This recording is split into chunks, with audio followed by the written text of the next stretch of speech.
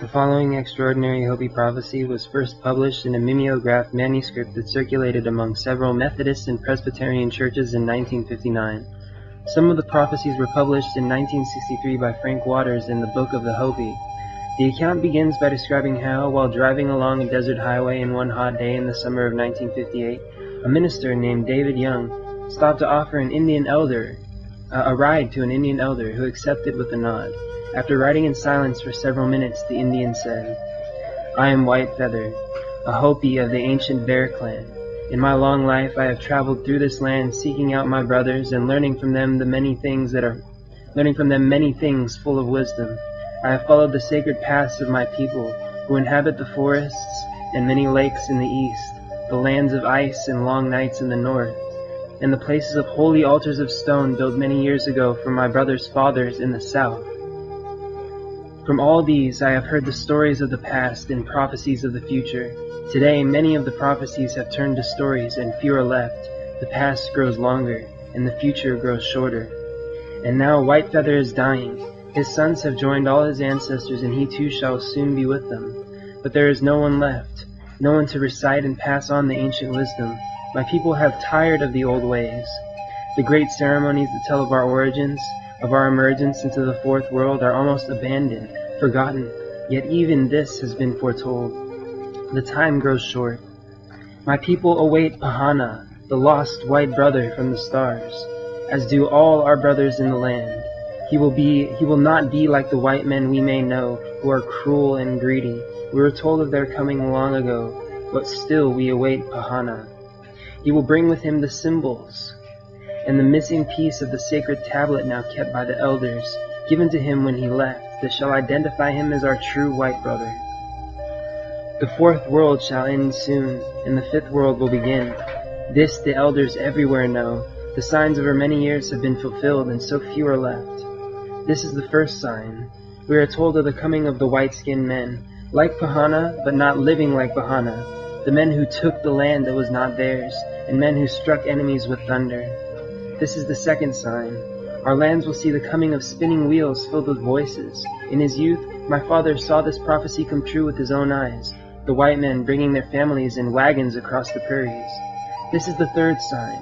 A strange beast like a buffalo but with great horns will overrun the land in large numbers. These White Feather saw with his own eyes the coming of the white man's cattle. This is the fourth sign. The land will be crossed by snakes of iron, talking about railroad tracks. This is the fifth sign. The land shall be crisscrossed by a giant spider's web. You could be talking about electrical cables. You could be talking about what was that thing they used to use, the Morse code, that stuff, the telecommunication wires from a long time ago. This is the sixth sign. The land will be crisscrossed with rivers of stone that make pictures in the sun, talking about highways and the mirage effect they produce in the heat. Okay, this is the seventh sign. You will hear of the sea turning black and many living things dying because of it.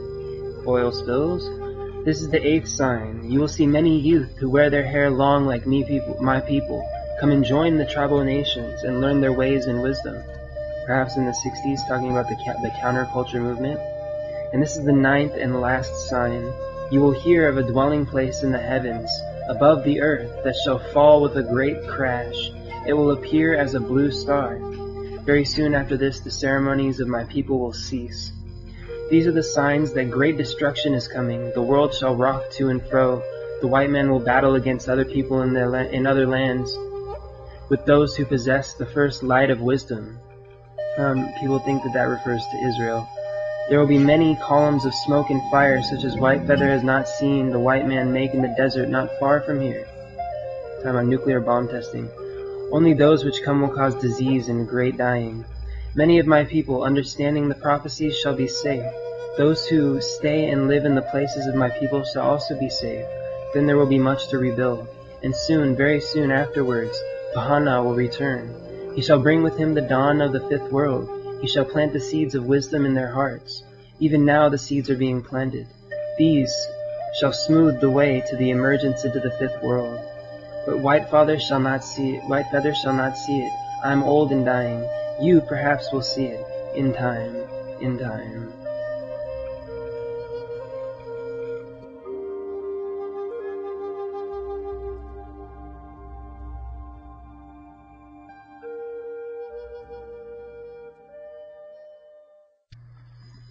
Near Oraibi, Arizona, there is a petroglyph known as Prophecy Rock, which symbolizes many Hopi prophecies. Its interpretation is: the large figure on the left is the Great Spirit.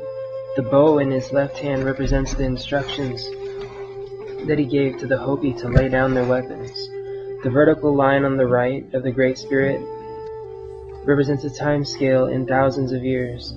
The point at which Great Spirit touches the line is the time of his return. The life path established by Great Spirit divides the lower, narrow path of continuous life in harmony with nature and the wide upper road of white man's scientific achievements. The bar between the paths above the cross is the coming of white men. The cross is that of Christianity. The circle below the cross represents the continuous path of life. The four small human figures on the upper road represent, on one level, the past three worlds and the present. On another level, the figures indicate that some of the Hopi will travel the white man's path, having been seduced by its glamour. The two circles on the lower path are the great shaking of the earth, World Wars I and II. The swastika and the sun and the Celtic cross represent the two helpers of the Pahana, the true white brother. The short line that returns to the straight path of life is the last chance for people to turn back to nature, before the upper road disintegrates and dissipates. The small circle above the path of life after the last chance is the great purification, after which corn will grow in abundance again when the Great Spirit returns, and the path of life continues forever. The Hopi shield in the lower right corner symbolizes the earth and the four corners area where the Hopi have been reserved. The arms of the cross also represent the four directions in which they migrated according to the instructions of the Great Spirit.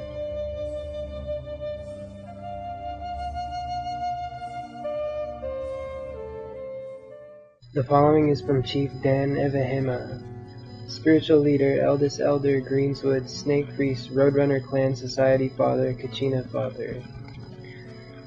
We Hopi believe that the human race has passed through 3 different worlds in life since the beginning, and each end of each prior world, human life has been purified or punished by its Great Spirit, Masao, due mainly to corruption, greed, and turning away from the Great Spirit's teachings.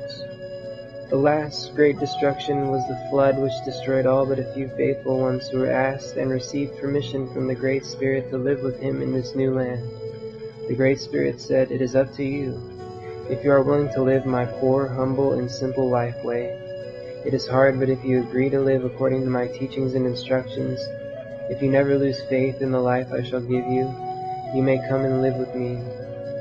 The Hopi and all who were saved from the great flood made a sacred covenant with the Great Spirit at that time. We Hopi made an oath that we will never turn away from him.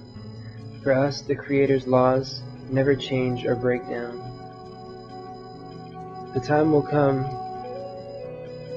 when from the earth will arise a mystic fog which will dilute the minds and hearts of all people. Their guidelines of wisdom and knowledge will falter, the great laws of our Creator will dissolve in the minds of the people. Children will be out of control and will no longer obey the leaders. Immorality and competitive war and greed will flourish. When the end is near, we will see a halo of mist around the heavenly bodies.